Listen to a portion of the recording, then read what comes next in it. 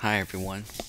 So in this lecture we're going to wrap up chapter 10, which is statistical decision making, and the topic for this lecture is going to be hypothesis testing. Okay, hypothesis testing is an important tool in statistics and in applied statistics, and basically what hypothesis testing does, or what it is it's a formal statistical framework that allows us to make decisions between different underlying states of nature. Okay? In its most common form, and in the types of problems that we're going to look at in this class, this is usually going to involve making a decision between two options.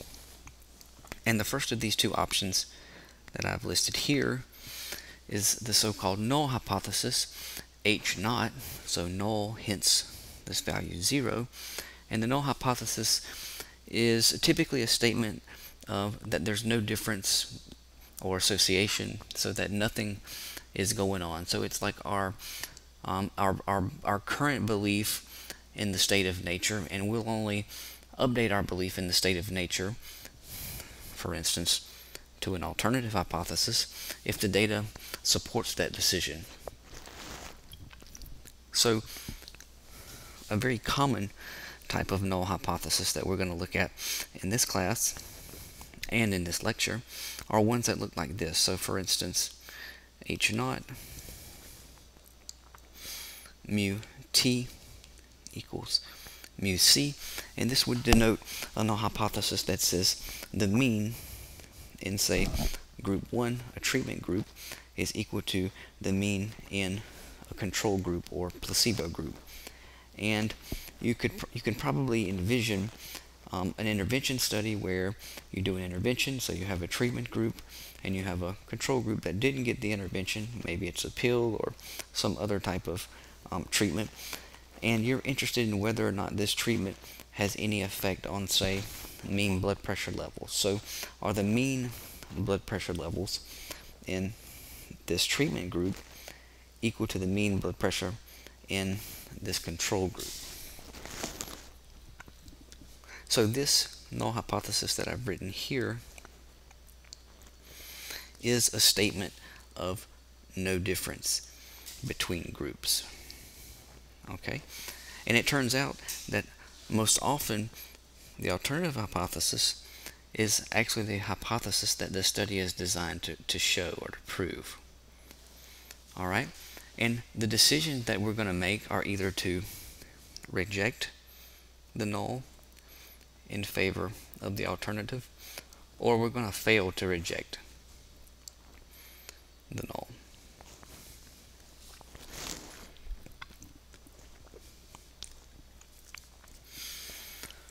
Alright, so what are the steps involved in this? So the first thing that we'll do is we'll define a null hypothesis H naught, and like I said, typically it's a hypothesis that there's no difference or no association or that nothing's going on. Okay, and then we'll define the alternative, that there is some difference, between groups, or that the two variables or things are associated with each other. Okay, once we do that, we'll set our significance level, alpha. Okay, and the significance level is essentially the probability that we're comfortable with of making what we're going to define as a type 1 error. And I'm going to tell you what that is on the next slide. Okay? So once we've defined that and set it up, this is going to define what's called a rejection region. So this rejection region is going to let us know, hey, if we observe this in the data in this particular region in a probability distribution, we should reject H naught or not. Okay? Next, we're going to compute the test statistic, and your book calls this a critical ratio from the sample data, and we're going to look and see whether or not this test statistic falls in the rejection region or does not. So if it were to fall in the rejection region, we would reject H naught. If it does not fall in the rejection region, we would fail to reject H naught. Okay, and this type of decision-making process is also equivalent to looking at a p-value and determining whether or not this p-value is less than our significance level. Okay, so here are the types of things that can go on when we go about doing a hypothesis test. So what I have here in the top is the state of nature.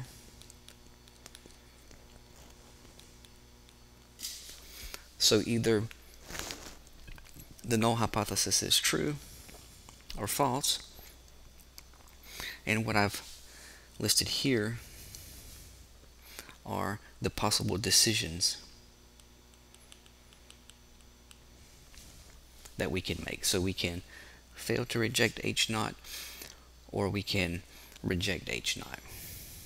Okay, so it turns out that if we're, say, in this cell, what does it mean? So we've failed to reject H naught, and H naught is true. So that means we've made a correct decision. Similarly, we can make another correct decision if we wind up in this cell of the table. So if we were in that cell of the table, the null hypothesis is false, and we have rejected the null hypothesis. So we have rejected a false null hypothesis. So let me take some of this away. Okay, so we can make the correct decisions, but we can also make incorrect decisions or errors in this process. So if we were to be in this cell, that would be what's called a type 1 error. And a type 1 error is essentially what happens if the null hypothesis is true, but we reject the null hypothesis. Okay, and you'll see I have this term alpha in the box, and that's what we're going to define as the significance level of the test. So it's essentially the probability of a type 1 error.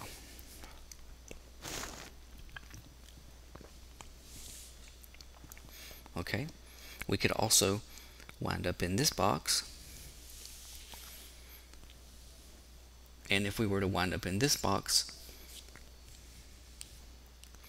that would essentially mean that the null hypothesis is false, and we fail to reject H naught.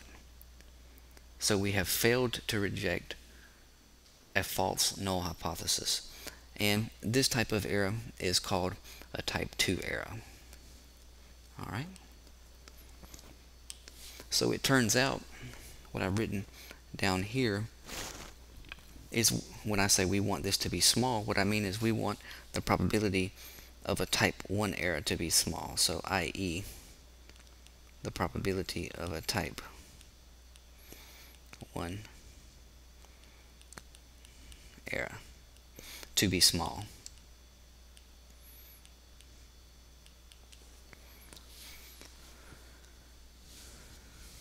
Okay, so we want the probability of a type 1 error to be small, or the probability that we reject a true null hypothesis to be small. So we don't want to do this. We do not want to make false claims about differences if they in fact do not exist.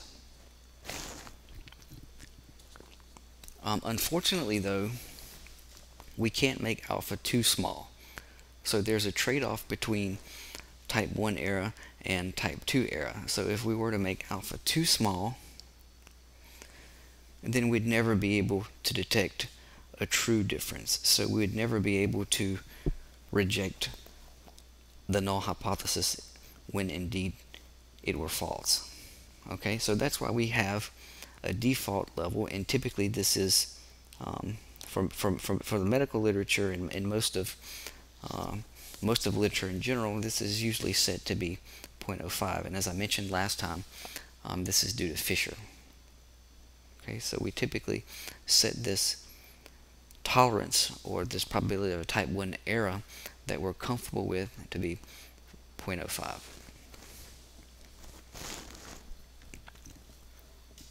Okay, so what about another one of these important terms, which is the power? So in addition to a type 1 error, we can commit another type of error, and this other type of error occurs when we fail to reject H0, when indeed the alternative is true. So this means that we didn't detect a difference, but there really is a difference. Okay?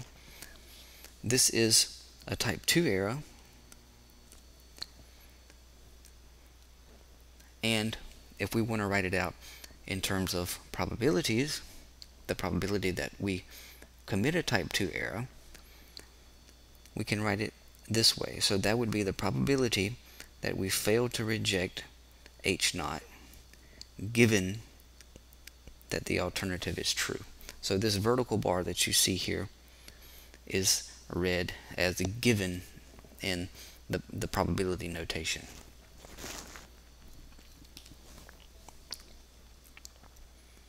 And we're just going to denote that probability as beta, which I have listed in the table here. So probability of a type 2 error. So remember, a type 2 error is us not seeing or not saying that there is a difference when in fact there really is a difference. Okay, so this leads to what's called the power of a test, and that's just going to be 1 minus beta. So we'd like this power. So the power is our ability to detect a difference when in fact there is a difference. We'd like for this to be large. So the power is the probability that we reject H0 given that in fact the alternative is true. So this is a correct decision. And once we set our alpha level, so once we've set our level of tolerance, or the probability that we're comfortable with of committing a type 1 error, we'd often like for this power to be high as possible.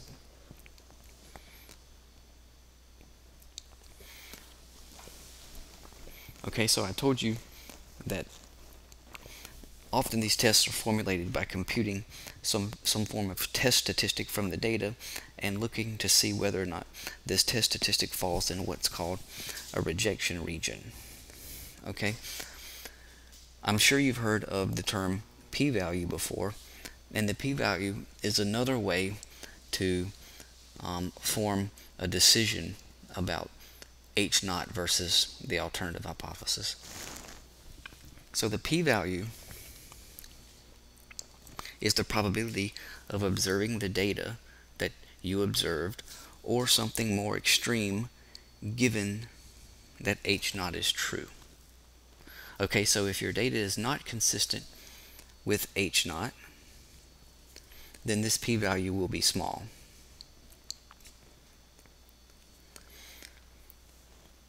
Okay, so essentially the p-value is evidence against the null hypothesis, and if the p-value is small enough, we would consider that enough evidence to say that we reject H0. Okay, one important point that I'd like to make is that the p-value is not the probability that H0 is true. Okay, so H0 is either true or false. But what it is it is a statement about the observed data given that H0 is true. Okay? So in summary, if you're doing your analysis and you wind up with a p-value that's less than your significance level alpha, this would lead you to a decision to reject the null hypothesis. if you do your analysis and you wind up with a p-value that's larger than your significance level alpha, so 0.05 most of the time, then this would lead you to a decision of failing to reject H0. So in other words, large p-values implies that the data is consistent with H0. So you would have a relatively large probability of observing the data that you observed given H0 were true. Small p-values, on the other hand, are evidence against H0. So a small p-value would essentially say that your data is inconsistent with H0 and that the alternative is better. So let's look at a specific example of how we would carry out this hypothesis testing in one of the most common forms of hypothesis testing that we use or that we carry out, and that's this so-called two-sample t-test. So to start out, we're going to look at the data on systolic blood pressure of 14 male and 12 female participants. Okay, so then our individual sample size numbers are, we have 14, so n is 14 in the male sample and n is 12 females. Okay, so our interest in this particular setup, in this particular problem, is in testing whether or not the mean systolic blood pressure in males is equal to the mean systolic blood pressure in the female group. So you'll see that I've written this H0 in terms of showing that there's no difference between the mean systolic blood pressure in males and mean systolic blood pressure in females. Okay, so let's remove this. And what you'll see here is this so-called null value, okay, versus the alternative that the mean systolic blood pressure in the male population is different or not equal to the mean systolic blood pressure in the female population. Okay, so another thing to keep in mind at this point is that hypothesis tests are statements, again, just like confidence intervals, they're statements about population parameters. So what you see, let me take some of this away. So what you see in both of these null and alternative hypotheses are statements about population parameters. So I have Greek letters here. So I'm interested in making a decision about whether a population parameter is different from another population parameter. So the population parameter is the mean blood pressure in males versus the mean blood pressure in females. So just like for confidence intervals, hypothesis tests are statements about population parameters, and they are not statements about statistics or things that we compute from the data.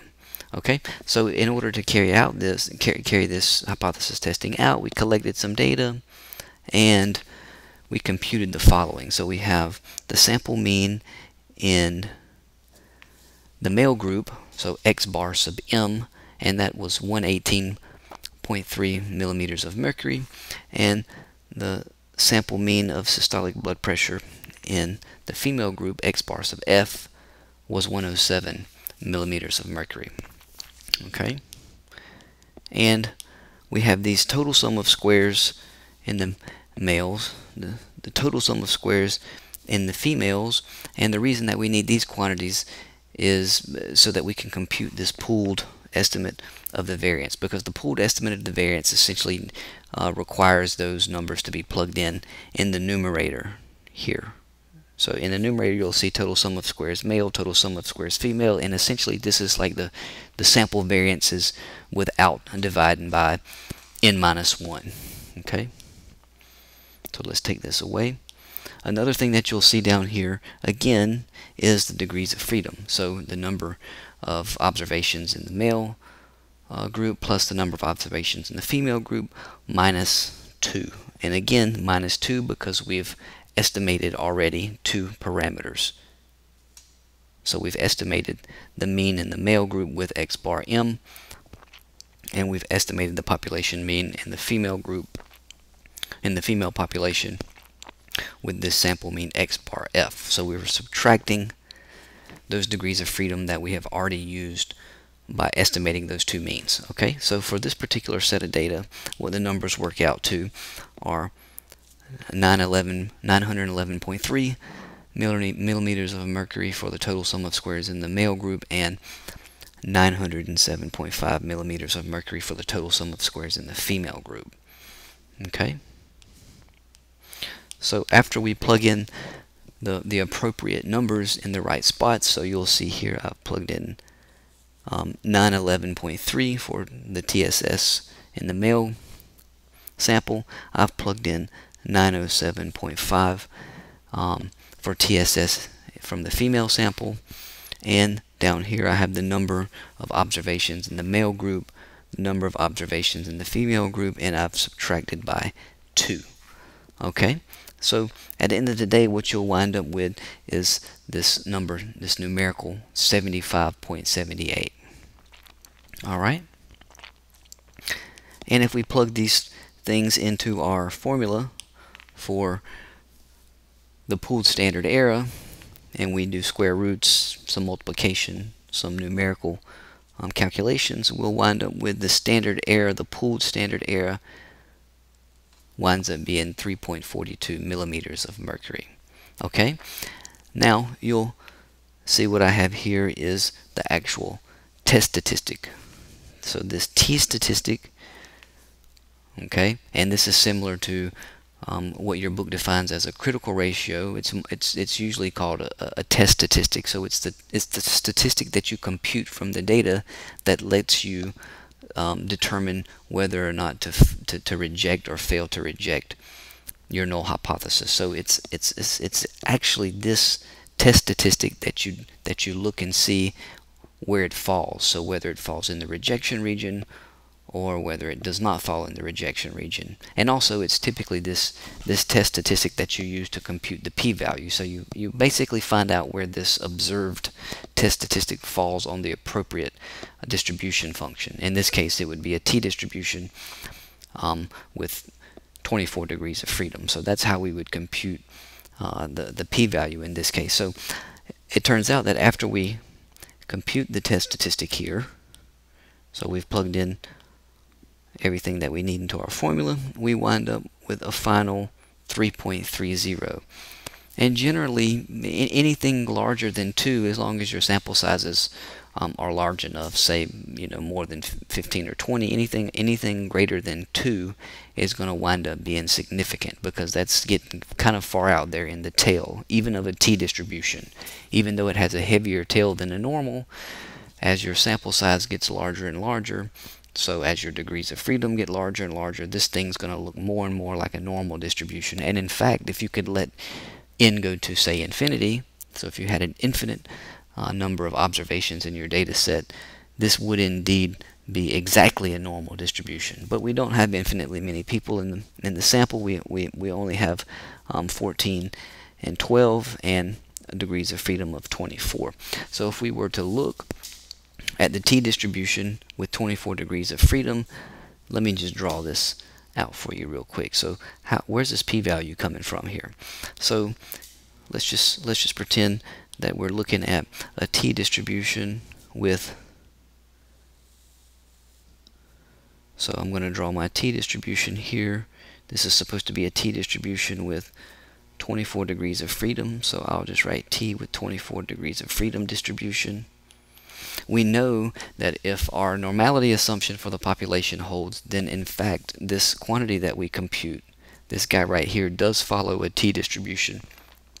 Of course, under the assumption of equal variances as well, that this quantity does follow a t-distribution with 24 degrees of freedom. So this p-value comes from looking at where this observed test statistic falls out on this distribution. So if we go out here and we look at 3.30, and if we also look at negative 3.30, recall what we wrote as the definition of the p-value. I'll just rewrite it here. So p-value is the probability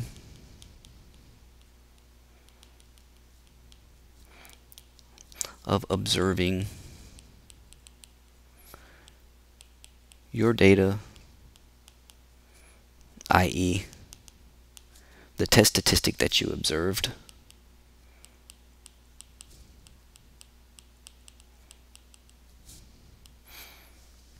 or something more extreme,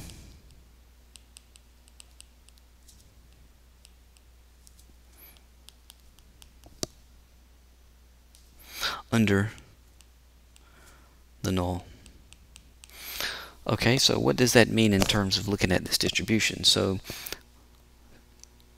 if this is my observation, this 3.30, then the probability of this event or something more extreme, which indicates something that has a smaller chance or a smaller density of happening, would be all these potential observations out here. So this would be my observed test statistic, and all these values out here. And in fact, if we're doing a two-tailed test, we need to look in both tails. So this would be also something more extreme than my observation. Okay. So if I want to compute the p-value, essentially what I need to do is I need to compute the probability of observing things out here, because it's the probability of observing my data point or anything more extreme. So these are more extreme. Okay. And it turns out that if we were to actually look at say a t-table, or do some type of use some kind of software to compute the area past those critical values, we would wind up with a p-value, in this case, that's less than 0.003. Okay, so what's the conclusion then of this test? So the p-value is less than, if our significance level is 0.05, which it most of the time it is for medical research, then this would indicate that we should reject H0. So we would reject. So this indicates that we would reject H0 and conclude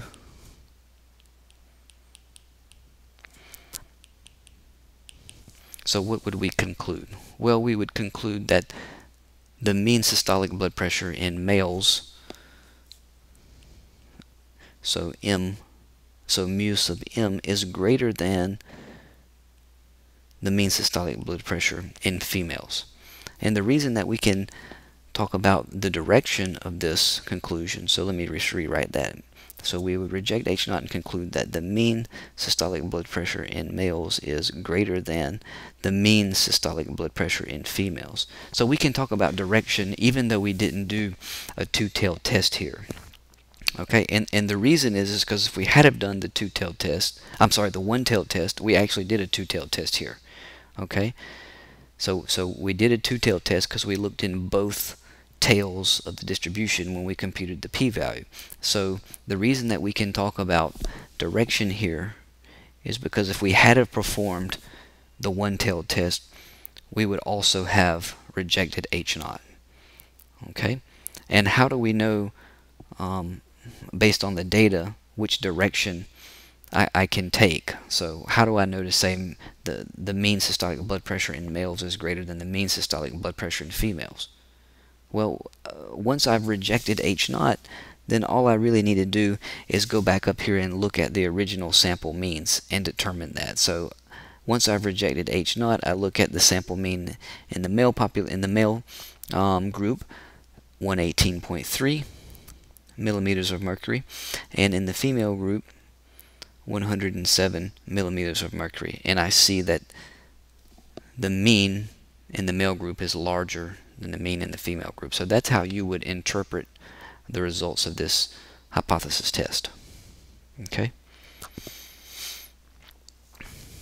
There's another very important and commonly used type of test for comparing means, and that's this so-called paired t-test.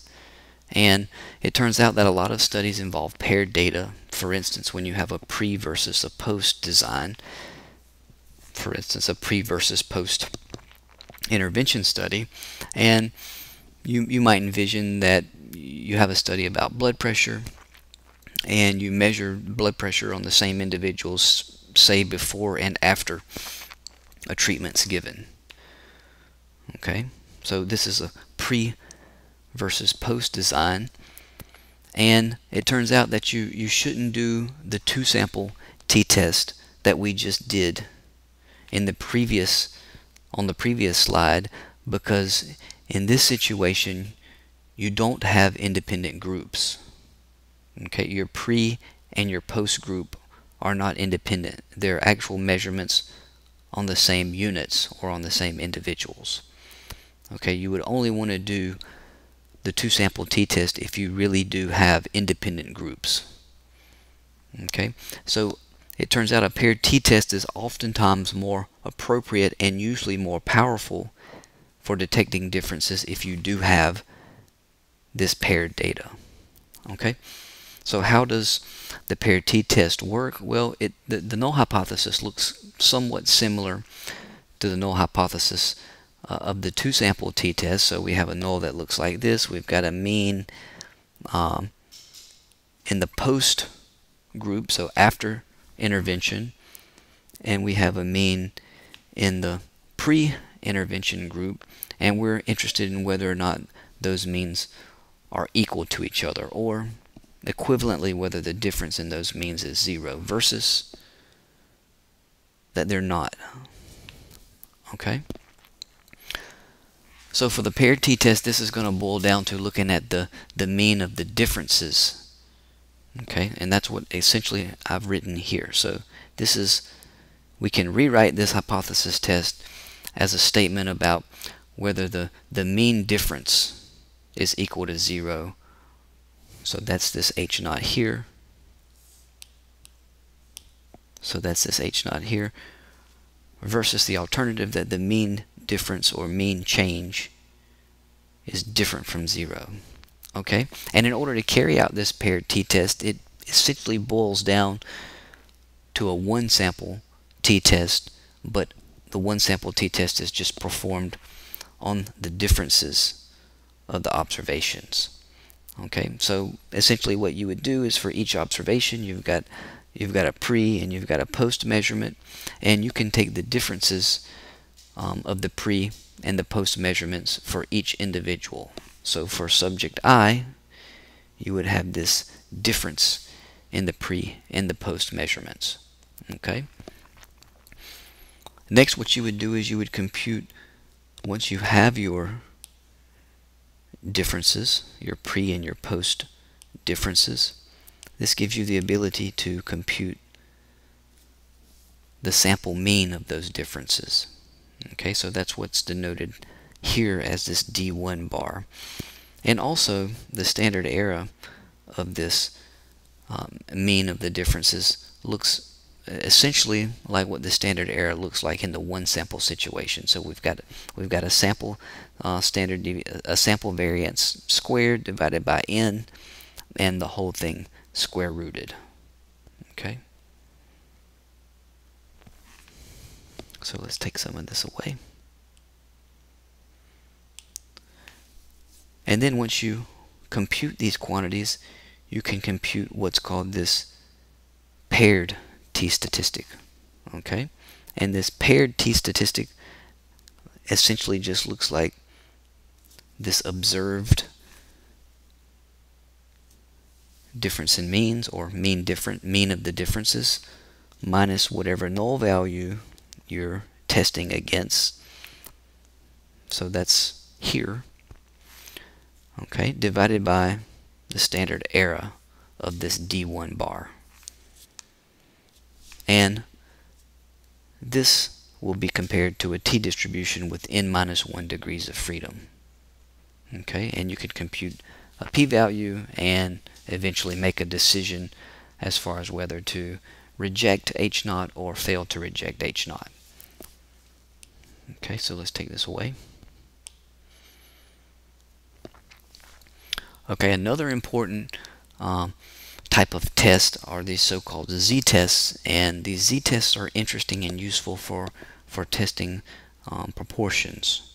Okay, so remember, what's a proportion? So a proportion is also a sample average, but you're just averaging up the number of events. So you're looking at the number of events divided by a total sample size. Okay, so it's still an average, but you're just averaging up a bunch of zeros and ones. So 1 means the individual had the event, and 0 means the individual did not have the event. Okay, so for instance, we can denote this P subscript T as the proportion of patients surviving in a treatment group, and we can denote this P subscript C as the proportion of those surviving in a control group. Okay, it turns out for a single proportion, the standard error has this nice form. Okay, so the standard error, and here I have for a single proportion. This, don't confuse this with the standard error for the pooled estimate in the two sample t-test. This is just to mean the standard error of a sample proportion. Okay, and the reason that it looks like this, the reason that the standard error looks like this, is because this guy, this numerator here, looks like the estimated variance, and I'm dividing here by the sample size and taking the square root. So this is virtually identical to this quantity when we're talking about means. Okay, so let's take this away.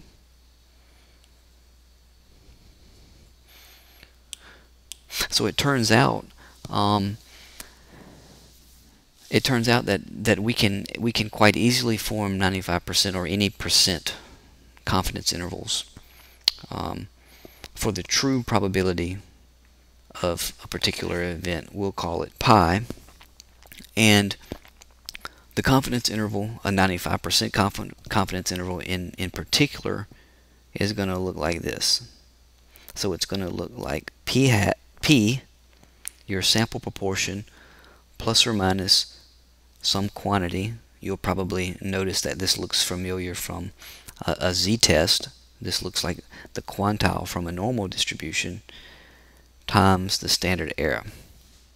Okay, so you may be asking yourself, why have we switched now from numbers like 2.0 something or numbers that come from a t quantile back to a normal quantile? Well, it turns out that the t-test and the t distribution is not valid when you're dealing with proportions, and the reason is because the underlying assumption for the t distribution is that your data are normally distributed. So for proportions, your data don't satisfy that. Okay, but you can still use and appeal to the central limit theorem in order to form these approximate confidence intervals, in this case a 95% confidence interval. Okay, because since the sample proportion is indeed an average, we know by the central limit theorem that averages are approximately normally distributed. Okay, so that's where this 1.96 from the normal distribution comes from. So we don't have a t quantile here, we have this z quantile. So this guy right here, this 1.96, would correspond to a z.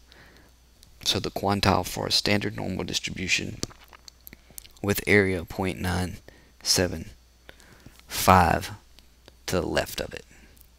Okay, so z1 minus alpha over 2 if you're talking about a 95% confidence interval. Remember, your level of significance if you're talking about a 95% confidence interval is 0.05. Okay?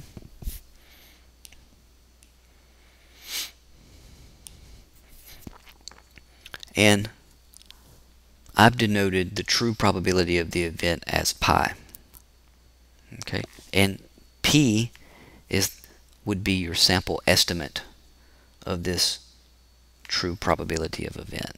Okay, so you have an underlying population, and in this population there is some true probability that an individual or unit, whatever you're dealing with, whatever kind of data you're dealing with, there is some true probability that the unit will experience the event, and this is the sample estimate of it.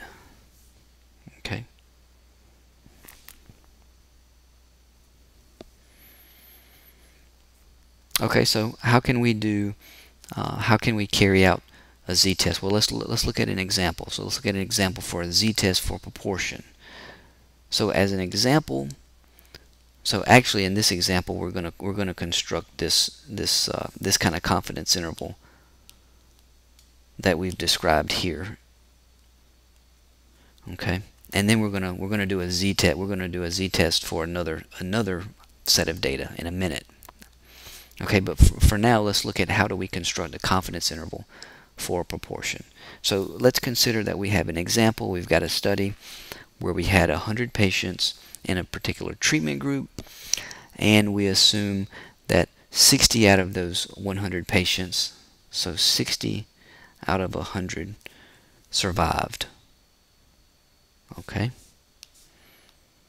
so our P, or our sample proportion, would be 60 out of 100, or 60%. So we had 60% survival in this treatment group.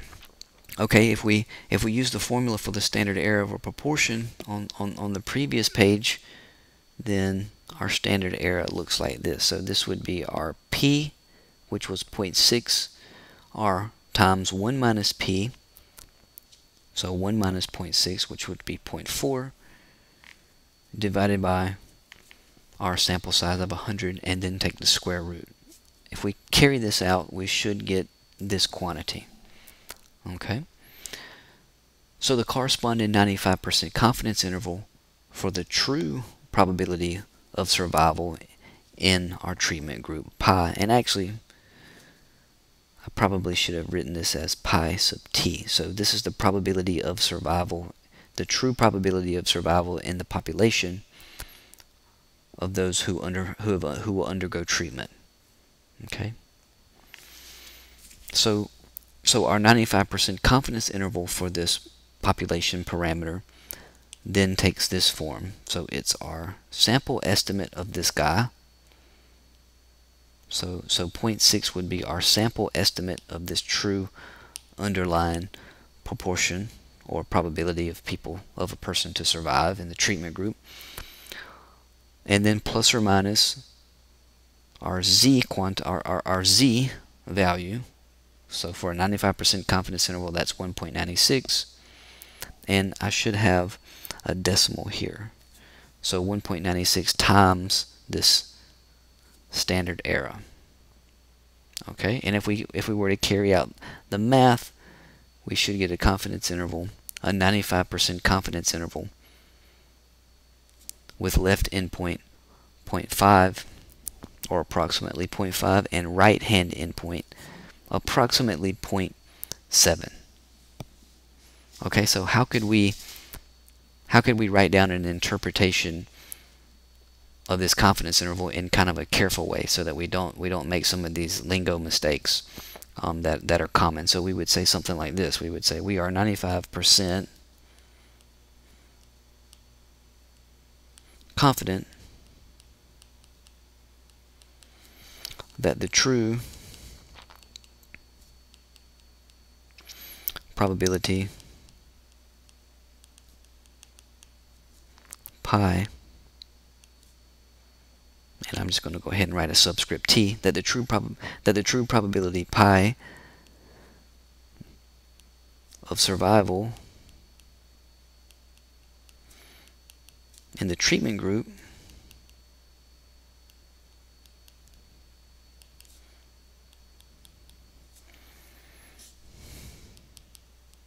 is contained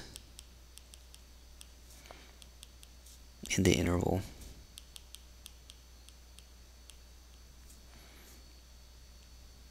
(0.504 to 0.696). So you'll note that I've been careful not to say that there is a 95% probability that pi is in this interval. I've carefully chosen my wording to say we're 95% confident that the true probability pi of survival in the treatment group is in this interval. Okay?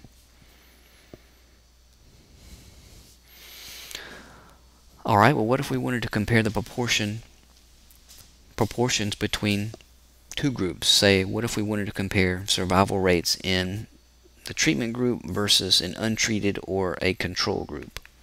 This is a very common type of test that we want to carry out. And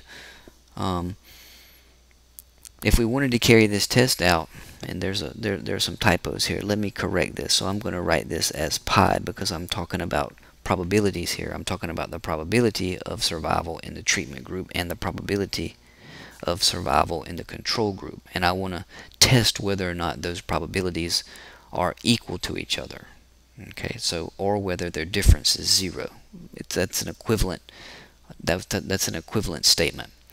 Okay, versus this alternative that the probability of survival, so I'm going to cross out this mu, even though it would still be okay because mu and pi are still averages, still population means, okay? But so that we can be clear, I'm rewriting these guys as pi, so they stand for the probabilities of survival in each of these groups, okay? Okay, so this alternative is that the probability of survival is different between treatment and control group. Alright, so it turns out that we can actually test this quite easily using this Z statistic, and it looks exactly, you're probably getting the hang of what these kind of quantities look like. So they look like the difference in your sample estimates. So in the previous situation when we were talking about the t, these were just x bars, but in this setting we denote them as p's since they're proportions, but they're still sample means, minus this null value and divided by some notion of the standard error of this difference. Okay, so what you see in the bottom here is the standard error of the difference in those proportions, or I should say an estimate of that standard error. Okay, and just like for the pool t-test, we have this p-bar, and it's essentially the mean proportion over all the observations. So it's like the pooled estimate of your true underlying proportion under the null hypothesis. Okay, and we're gonna look at it at an example of how this works out in the actual computations on the next slide. All right. So let's consider that in our control group. So we already know what happened in the treatment group. We had 100 patients and 60 of them survived. So our sample proportion was 60 out of 100 in that group. But for the control group, again, we have 100 patients. So N sub C is 100, but only 40 survived. And the question is this different than the rate that we found in the treated group? Okay, so obviously the actual rates that we observed from the data are different, but the real question is, does this imply that there's something different in the population values in these guys? Okay.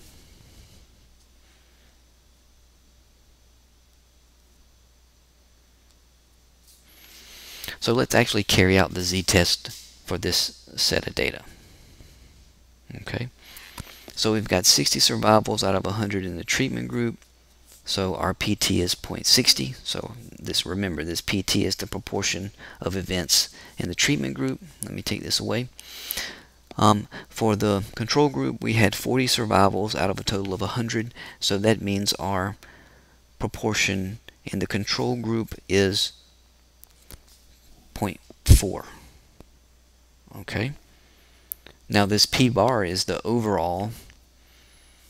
Let's take some of this away. So this p-bar is the overall proportion among all the data points. So it's essentially the number in the treatment group plus the number in the control group divided by the overall total.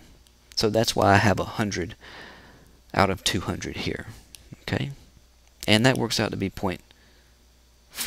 So p-bar, I should say, p-bar is 0.5 in this particular example.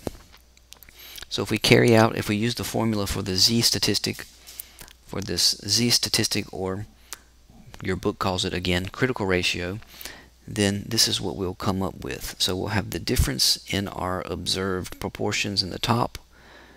So this is the proportion in the treatment group, the proportion in the control group, and then divided by some kind of notion of the standard error. So some kind of notion of the variability of this difference. Okay, let's take some of this away. And if we actually carry out the computations, we'll wind up with a z statistic that's 2.82. So again, this z statistic is greater than 2.82.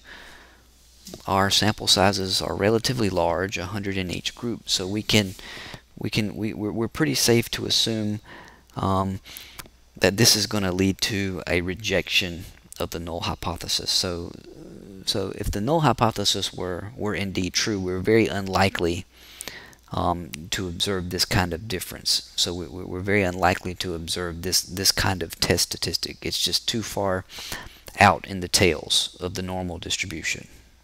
Okay? Because remember, for the normal distribution, for the standard normal distribution, most of your area is within 2 standard deviations of the mean. This is outside of 2 standard deviations of 0 if you're talking about a z distribution, a standard normal. Okay, so that's why I have here that values for these kinds of test statistics that are greater than 2 are usually indicative of a reject H0 decision. Okay, now of course, you know, if you're going to use software or actually do the formal test, then you would either need to look in the rejection region, so detail what that rejection region is and see if that point's in there. But probably what you're going to do is just going to look at a p-value, and the p-value for this particular case is 0.005. So this is 10 times smaller than our significance level of 0.05. Okay, so remember, if the p-value is smaller than your significance level, then your decision would be to reject the null hypothesis. Okay, so in this case we would reject the null hypothesis. So we would reject the hypothesis that says the survival rates are the same between these two groups, and we would conclude that the survival rate in the treatment group is in fact higher, because that's what we observed, right?